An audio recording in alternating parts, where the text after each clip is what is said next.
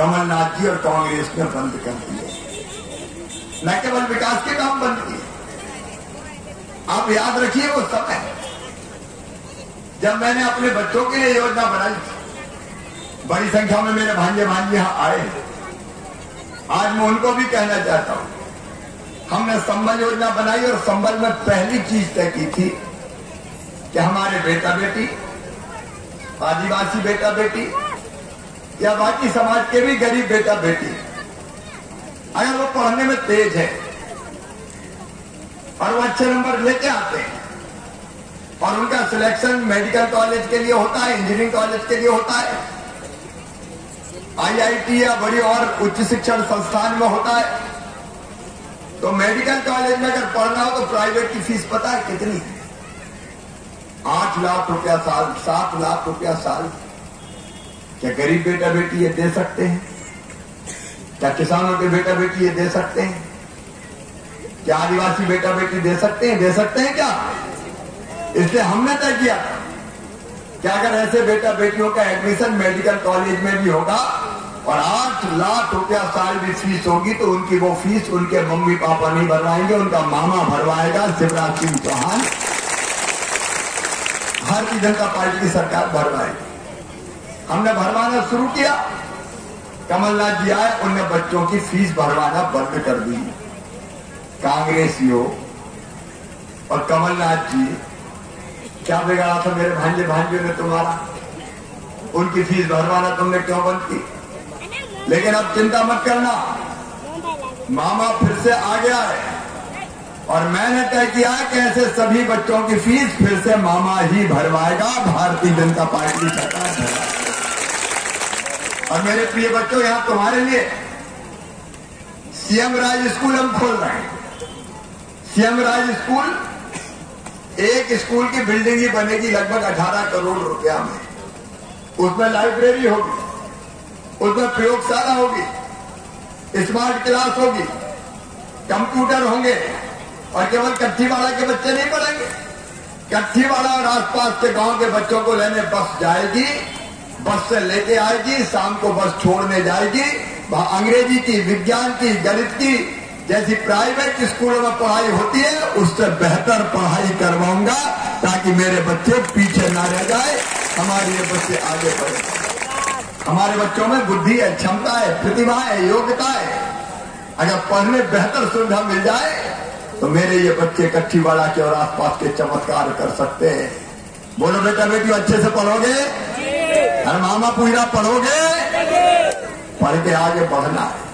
और एक बात और सोचना, मैंने अलग अलग मेडिकल, इंजीनियरिंग, IIT, IIM की फीस बढ़ाने की बात की है। दूसरी बात एक और है कि रोजगार के अवसर हम लगातार सृजित कर रहे हैं। अभी तक 30,000 शिक्षकों की नियुक्ति कर चुके हैं, 8,000 स्वास्थ्य विभाग के कर्मचारियों की नियुक्ति कर चुके हैं। और मेरे युवा बेटे बेटियों, एक साल में 1 लाख पदों पे, सरकारी पदों पे भर्ती होने वाली है। उसकी प्रक्रिया मैंने चालू कर दी है ताकि बच्चों को सरकारी नौकरी में भी स्थान मिल सके। उसके काम लगातार जारी है। कमलनाथ जी ने सब बंद कर दिए। मेरी बहनें बड़ी संख्या में यहां बैठी और खड़ी है। कमलनाथ जी ने एक योजना और मैंने बनाई थी कि हमारी मजदूर बहन अगर बेटा बेटी को जन्म दे तो जन्म देने तक मजदूरी करती थी। हमने तय किया कि बेटा बेटी को जन्म देने के पहले 4,000 रुपया और जन्म देने के बाद 12,000, कुल 16,000 रुपया देंगे ताकि गरीब बहन भी लड्डू खा सके और घर पर रहकर आराम कर सके। ये 16,000 रुपया देने की योजना। कमलनाथ जी को मेरी बहनों के लड्डू भी पसंद नहीं आए और उन्हें वो योजना भी बंद कर दी लड्डू देने की। लेकिन बहनों, अब चिंता मत करना, वो 16,000 रुपया देना हमने फिर से प्रारंभ कर दिया है। मेरी बहनों के लिए एक ने अनेकों योजनाएं फिर से प्रारंभ की। मैं कांग्रेस के लोगों से पूछना चाहता हूं, आज वोट मांग रहे हो, लेकिन हमने योजना बनाई, एक्सीडेंट में अगर मौत हो जाए तो 4 लाख रुपए की राशि देंगे अगर गरीब परिवार में। वो 4 लाख रुपया कमलनाथ जी ने बंद कर दिया। सामान्य मृत्यु हो जाए 2 लाख रुपया देंगे, वो 2 लाख रुपया भी बंद कर दिए। और तो और अंतिम संस्कार के लिए, कफन के इंतजाम के लिए 5,000 रुपया हम देते थे। कमलनाथ, तुमने तो कफन के 5,000 रुपया भी गरीबों के खा लिए। तुमने मेरी वो योजना भी बंद कर दी। क्या अधिकार है कांग्रेस के लोगों को वोट मांगने का? सारी योजना बंद कर दी थी, लेकिन मैंने ये सारी योजनाएं फिर से चालू कर दी है। रोजगार के नए अवसर सृजित हो, इसके लिए नए अवसर बने, क्योंकि रोटी चाहिए, रोजगार चाहिए। देखो इंसान को क्या चाहिए? रोटी, कपड़ा, मकान, पढ़ाई लिखाई, दवाई और रोजगार का इंतजाम। और इसमें रोटी की बात हमने तय किया कि सभी गरीबों को, सभी आदिवासी भाई बहनों को 1 रुपया किलो गेहूं, 1 रुपया किलो चावल और 1 रुपया किलो नमक दिया जाएगा। ये 1 रुपया किलो गेहूं, चावल, नमक कांग्रेस ने नहीं दिया, मामा जी ने दिया। और मोदी जी ने तो गजब कर दिया, बाद में नवंबर तक फ्री में गेहूं देने का फैसला किया। कोरोना के संकट में फ्री में गेहूं देने का संकट। ये सस्ता अनाज बताओ कांग्रेस ने कभी दिया था क्या? बोल के बताओ, दिया था क्या? और अब तो केवल सस्ता नहीं, माधव सिंह जी को मैं सुन रहा था, कई लोग ये रख दो भैया जी, वो ध्यान बढ़ता है माधव जी। माधव सिंह जी जब बोल रहे थे तो अपने सुन रहा था, मुझसे मांग की कि गरीब आदिवासी कहां दूसरे गांव लेने जाए। एक दिन की मजदूरी मारी जाती है और राशन की दुकान अगर बंद हुई तो खाली हाथ वापस लौटना पड़ता है। और इसलिए अब हमने तय किया है, राशन अब लेने दुकान पर नहीं जाना पड़ेगा, राशन आपके द्वार, मतलब आपके घर पे आएगा। और कैसे आएगा? हम गाड़ी से बेचेंगे, सरकारी गाड़ी से नहीं। हम आदिवासी नौजवानों को ही, गरीब नौजवानों को ही गाड़ी फाइनेंस करवाएंगे। बैंक गाड़ी फाइनेंस करेगी। बैंक मार्जिन मनी मांगते गाड़ी के लिए कि पहले 2 लाख 3 लाख रुपया जमा करो। वो 2-3 लाख रुपया भी नौजवानों को नहीं भरना है, मामा भरवाएगा मार्जिन मनी का भी तुम्हारा पैसा, तुमको गाड़ी दिलवाएगा। और गाड़ी में वो राशन जाएगा और वो गाड़ी राशन लेके गांव-गांव जाएगी और वहां घर पे ही जनता को राशन बांटेगी। राशन आपके घर पे आएगा। और कई बार दुकानदार गड़बड़ कर देता था, कुछ राशन खाई जाता था। अब घर पे राशन आएगा तो कौन खाएगा? और खाने वाले को मैं वैसे भी नहीं छोड़ने वाला, क्योंकि मोदी जी ने कहा मैं खाऊंगा, मैं खाने दूंगा। झाबुआ में एक नेता खा रहा था, मैंने हथकड़ी लगा के जेल भिजवा दिया। अगर गरीब का राशन कोई ने खाने की कोशिश की तो सीधे हथकड़ी लगा के जेल भिजवाऊंगा, गरीब का हक मारने नहीं दूंगा। और एक बात सुन लो भैया, अगर कोई का नाम राशन की पर्ची में रह जाओ, पात्रता पर्ची में, तो चिंता मत करना। ये भारतीय जनता पार्टी के नेता बैठे हैं, नागर जी है, माधव सिंह जी है, भादू भाई है, हमारे भारचंद्र भूरिया, नान सिंह, सब लोग हैं, सुनील तो है ही आते हैं। सुन लो, जिनकी पर्ची नहीं बनी हो, जो राशन के बिना रह गए हो, उन सब की पर्ची बनवा देना। कोई गरीब नहीं छोड़ा जाएगा। मामा के खजाने में गरीबों के लिए पैसे की कोई कमी नहीं है। सबको राशन, भूखे भजन ना हो, गोपाला धर लो अपनी कंठी माला, रोटी नहीं तो बाकी क्या करेंगे? इसलिए सस्ता राशन। और दूसरी बात मैं फिर जोर दे के कह रहा हूं, इस कच्चीवाड़ा में हमने पट्टा देने की शुरुआत की थी। आज मैं फिर आपसे कह रहा हूं, वो आदिवासी भाई और बहन जिनके वन भूमि पर 2006 के पहले के कब्जे हैं, कई लोगों के पास रिकॉर्ड नहीं, कागज नहीं है, इसलिए उनको पट्टे नहीं मिले। अब साफ सुन लेना, जिनके 2006 तक के कब्जे हैं उनको शिवराज सिंह चौहान पट्टे देगा, जमीन का मालिक बनाएगा। किसी को जमीन छोड़ने की जरूरत नहीं है। कमाने वाला खाएगा, जो वर्षों से मेहनत कर रहा है, जमीन को जोत रहा है, जमीन पे पसीना बहा रहा है, वो जमीन पट्टा देके नाम की जाएगी और वो सूची वूची बनवा लेना भाई। और रिकॉर्ड नहीं है तो चिंता मत करो, मामा के पास हर समस्या का समाधान है। 5 पंच मिलकर गांव के और ग्राम सभा कह देगी किसका कब्जा है, मान लिया जाएगा कि उसी का कब्जा है। बोलो ठीक है कि नहीं? अरे बोल के बताओ ठीक है कि नहीं? अपनी सरकार, अपनी जमीन और अपनी जनता, काय की चिंता करना है।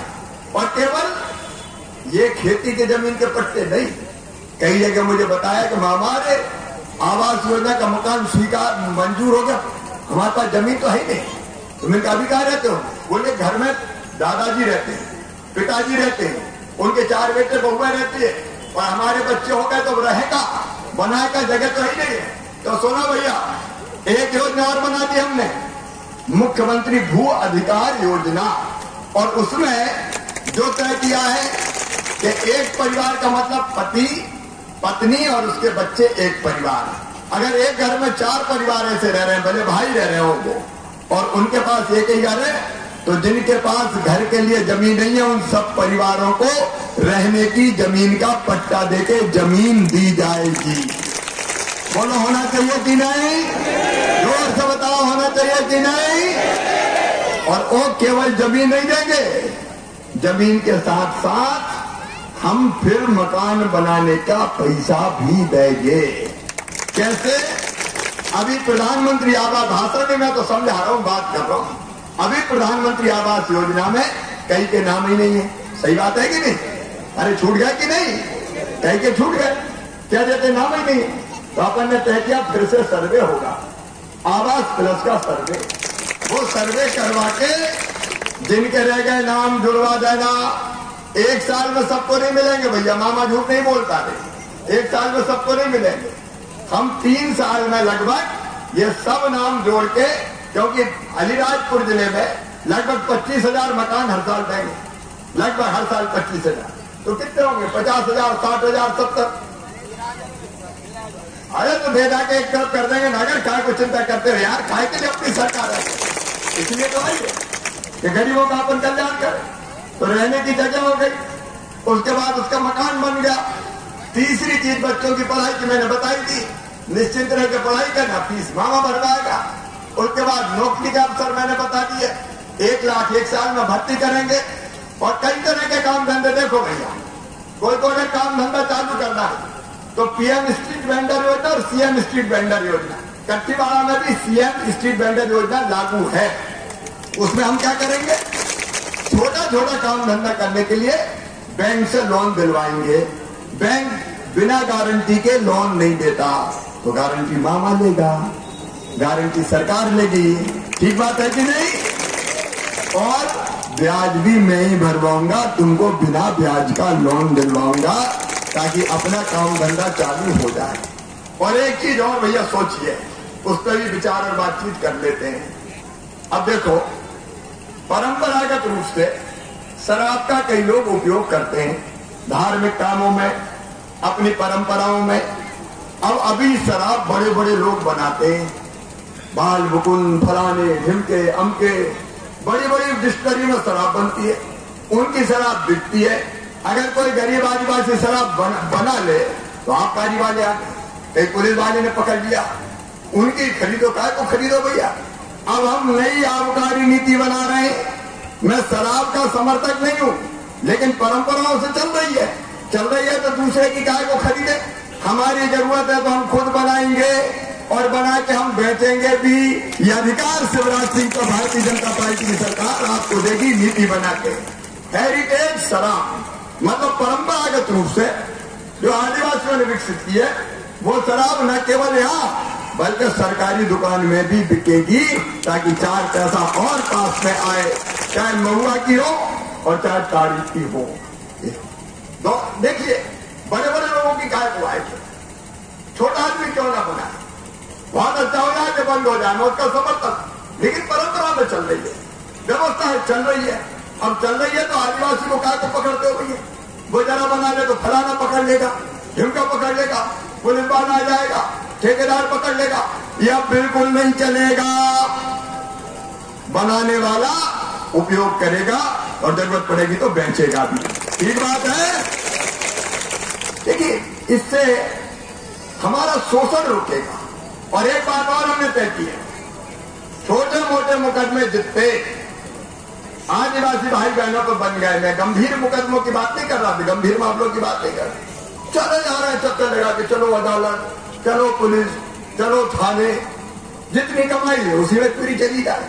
सही बात है कि नहीं? तो ये सारे मुकदमे वापस लिए जाएंगे, इस तरह के छोटे मोटे, ताकि हमारा शोषण रुक सके।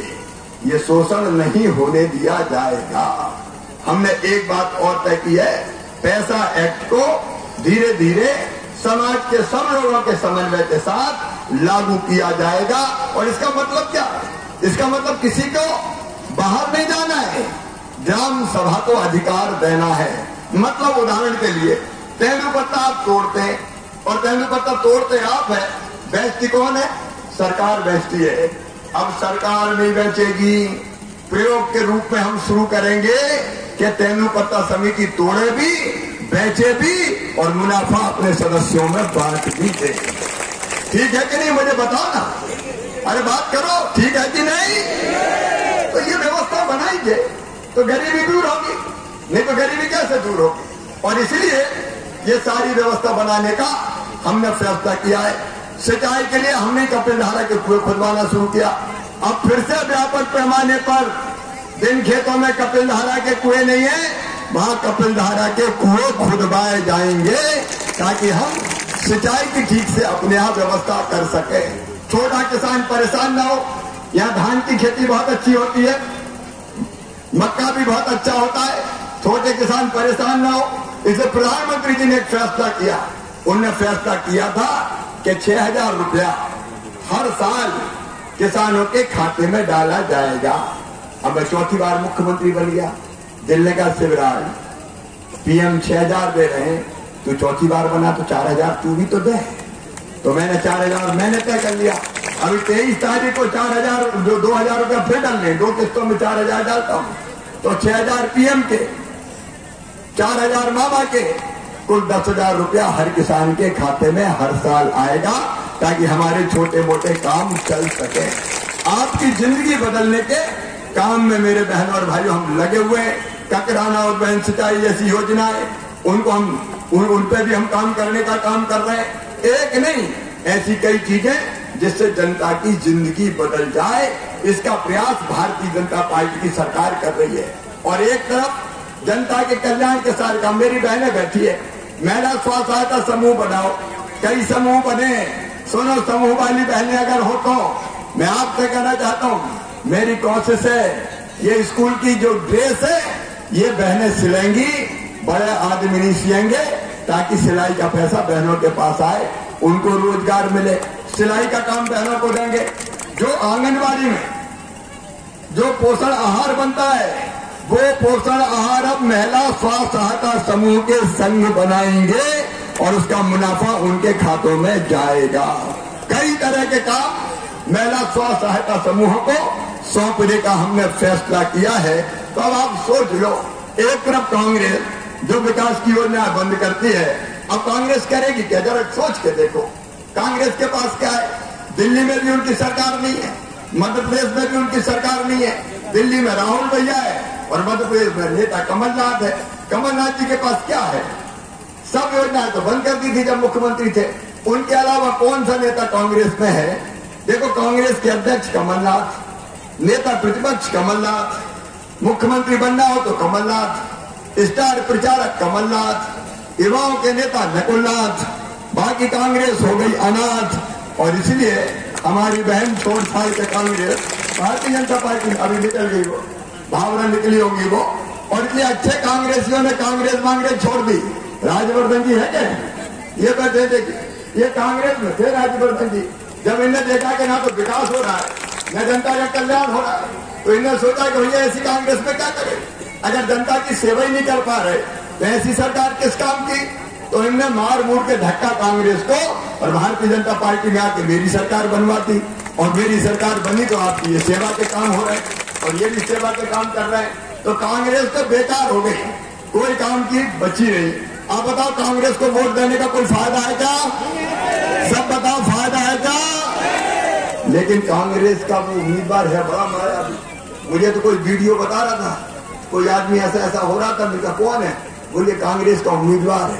अब उनके पास कुछ नहीं है, लेकिन रातों में आएंगे, दारू लाएंगे, साड़ी बांटेंगे और क्या क्या बांटते हैं, एक गोली मारेंगे, गोली। भैया एक कथा सुना देता हूं आपको, छोटी सी कथा मुझे याद आ गई सावधान रहने के लिए। एक जंगल में एक साधु बाबा रहते थे। दुनिया से कोई मतलब नहीं था। आसपास पशु पक्षी भी बहुत थे, पक्षी उनके आश्रम के पास बहुत आते थे, तो वो पक्षियों को दाना कई बार डालते रहते थे। एक शिकारी ने देख लिया कि यहाँ जंगल में तो बहुत पक्षी है, तो वो भी दाना लेके आने लगा। आता और दाना डालता, जैसे दाना डालता तो पक्षी लालच में आ जाते और जाके दानों पे बैठते। जैसे दानों पे बैठते वो जाल फैलाता और पक्षियों को पकड़ के ले जाता। बाबा को बड़ा दुख होता कि पक्षियों को रोज पकड़ के ले जा रहा है। एक दिन बाबा जी ने पक्षियों को बुलाया और कहा कि तुम रोज शिकारी के जाल में फंसते हो, मैं तुम्हें एक मंत्र देता हूँ, अगर वो मंत्र रट लोगे तो फिर शिकारी के जाल में नहीं फंसोगे। तो पक्षियों ने कहा बाबा ये तो बहुत अच्छी बात है, बताओ मंत्र क्या है। तो बाबा ने कहा मैं तुम्हें रट लो, मैं तुम्हें रटा रहा हूँ। बोले रट लेंगे बाबा। तो बाबा ने कहा मैं जो बोलूंगा बोलोगे? बोले बोलेंगे। तो बाबा ने कहा शिकारी आएगा। सब पक्षियों ने कहा शिकारी आएगा, दाना डालेगा। तो सबने कहा दाना डालेगा। जाल बिछाएगा। तो सबने कहा जाल बिछाएगा। हम नहीं फंसेंगे। तो सबने कहा हम नहीं फंसेंगे। अब दूसरे दिन शिकारी आया, देख के पक्षी चिल्लाए शिकारी आएगा, दाना डालेगा, जाल बिछाएगा, हम नहीं फंसेंगे। तो शिकारी ने सोचा यार अब दाव नहीं लगने वाला, पक्षी समझ गए। लेकिन फिर सोचा दाना डाल के तो देखते हैं। उसने दाना डाली। जैसे ही दाना डाले तो पक्षी उड़ते उड़ते दानों की तरफ बढ़े और बढ़ते बढ़ते कह रहे थे शिकारी आएगा, दाना डालेगा, जाल बिछाएगा, हम नहीं फंसेंगे। और ये कहते कहते दानों पे बैठ गए। जैसे दानों पे बैठे शिकारी ने जाल बिछा दिया, सब पक्षी फंस गए और फंसा के शिकारी जाल में लेके जाने लगा। तो जाल में फंसे फंसे पक्षी कह रहे थे शिकारी आएगा, दाना डालेगा, जाल बिछाएगा, हम नहीं फंसेंगे। मेरे बहनों और भाइयों, मैं तो खूब समझा रहा हूँ बाबा जैसा, लेकिन कांग्रेसी आएगा, दारू लाएगा, साड़ी बांटेगा। अरे फंसोगे तो नहीं? अरे जोर से बताओ फंसोगे तो नहीं? इस बार फंसना मसना नहीं है। भारतीय जनता पार्टी को जिताना है, कमल की फूल की बटन दबाना है। और मैं आपको इस बार दिलाता हूँ कच्चीवाड़ा का और आसपास के क्षेत्र का और जनता का कल्याण ऐसा करेंगे कि इतिहास में दर्ज किया जाएगा। और फिर मेरी आप सबसे अपील है कमल के फूल की बटन दबाए, भारतीय जनता पार्टी को जिताए, मामा का साथ दें, मोदी जी का साथ दें और भारतीय जनता पार्टी के साथ चले। ये मेरा निवेदन है। बोलिए सब भारतीय जनता पार्टी को जिताएंगे? जोर से बताओ सब जिताएंगे? कमल के फूल के बटन दबाएंगे? तो भैया आज कच्चीवाड़ा में मामा के साथ संकल्प लो कि कोई गलती नहीं होगी, न शिकारी के जाल में फंसेंगे, कमल के फूल की बटन दबाएंगे और बाकी सबको भी समझा के कमल के फूल को बटन दबा के भाजपा को जिताएंगे। नाइट समाज करें। अब वो अभी आचार संहिता में नहीं कर सकते, नहीं वो प्रक्रिया में भी आ जाएगा और उनको बुला के अपन कर लेंगे। कोई चिंता मत कह देना दादा, चिंता मत। तो बोला सब तैयार हो जिताने के लिए? तो आज संकल्प करेंगे कि जरा भी इधर से उधर नहीं हिलेंगे और मामा के संगी रहेंगे और जिताएंगे। खड़े होकर संकल्प करेंगे भारतीय जनता पार्टी को जिताने। अपनी अपनी जगह खड़े रह के, दोनों हाथ ऊपर उठा के, दोनों मुट्ठी बांध के और भारत माता की जय बोल के भारतीय जनता पार्टी को जिताने का, कमल के फूल की बटन दबाने का संकल्प लेंगे। कच्चीवाड़ा की जनता की बहुत बहुत धन्यवाद, प्रणाम, नमस्कार। क्या दामोर का और अशोक भाई कोठार मोगड़ा का, ऐसे 10 सरपंच जो भारतीय जनता पार्टी का आज दामन थाम रहे हैं, सुलोचना बहन को विजय बनाने का जो संकल्प ले रहे हैं। मैं ऋतु भाई टावर नगर पालिका अध्यक्ष अनुरोध करूंगा।